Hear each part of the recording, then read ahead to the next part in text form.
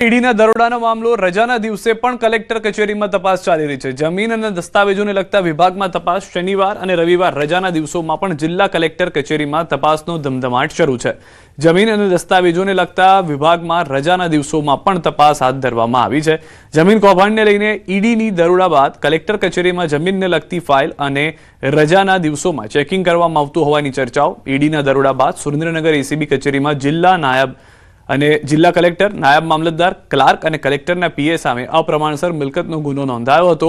નાયબ મામલતદાર ચંદ્રસિંહ મોરીનો ઈડી દ્વારા દિલ્હી ખાતે પૂછપરછ બાદ હવે કલેક્ટર કચેરીમાં પણ રજાના દિવસોમાં તપાસનો ધમધમાટ શરૂ છે। આ અંગે અધિકારીઓએ કંઈ પણ કહેવાનો ઇનકાર કર્યો છે। આગામી દિવસોમાં જમીન કૌભાંડને લઈને નવા ખુલાસાઓ થવાની પણ શક્યતાઓ છે। વધુ માહિતી ન્યૂઝ 18 સંવાદદાતા અક્ષય પાસેથી મેળવીશું। અક્ષય, જે સમગ્ર ઘટના ઘટી છે હાલમાં અને જે રીતે તપાસ થઈ રહી છે, શું વધુ ચોંકાવનારા ખુલાસાઓ થઈ શકે છે?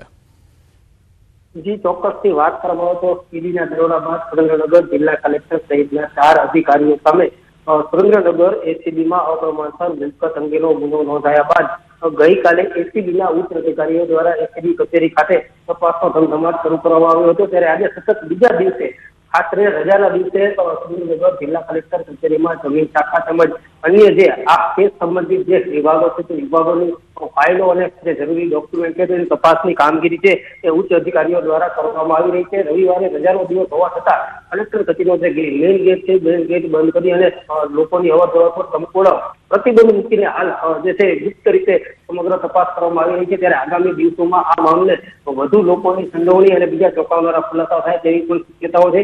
આ મામલે હાલ ચેકિંગમાં આવેલા અધિકારીઓ દ્વારા જે છે કંઈ પણ કહેવાનો ઇનકાર કરતા જે મામલો છે એ વધુ જે છે પેચીદો બની રહ્યો છે। આગામી સમયમાં ચોક્કસથી જે નવી વિગતો છે એ ચોંકાવનારી બહાર આવે તેવી હાલ જે છે શક્યતાઓ સેવાઈ રહી છે। આભાર સમગ્ર માહિતી બદલ અક્ષય। તો હાલમાં જે રીતે જાણવા મળી રહ્યું છે તે પ્રમાણે ઈડીના દરોડા દરમિયાન અનેક મહત્વના ખુલાસાઓ થઈ શકે છે। અંબાજીમાં વર્ષ 2025ના છેલ્લા રવિવારે ભક્તોનું ઘોડાપુર ઉમટી પડ્યું। રવિવારની રજાનો સદુપયોગ કરી ગુજરાત અને દેશભરમાંથી હજારોની સંખ્યામાં શ્રદ્ધાળુઓ મા અંબાના ધામે પહોંચ્યા, જેનાથી સમગ્ર મંદિર પરિસર જય અંબેના નાદથી ગુંજી ઉઠ્યું। ભક્તોએ શ્રદ્ધાપૂર્વક માતાજીના દર્શન કરી પોતાની બાધાઓ પૂર્ણ કરી અને સાથે જ આગામી નવા વર્ષ 2026 માટે સુખ શાંતિની મંગલ કામના કરી હતી।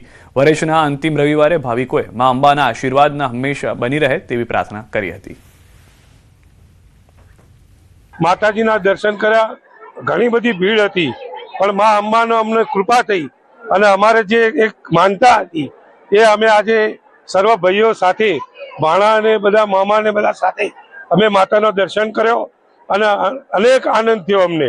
અને માની અંબાની આવી પરમ કૃપા અમારા કુટુંબ ઉપર, અમારા સર્વ મહેમાનો, સર્વ અમારા સગા સંબંધીઓ અને દરેક જનતા ઉપર રહે કૃપા, એવી મા અંબાને બે હાથ જોડીને પ્રાર્થના અમારી।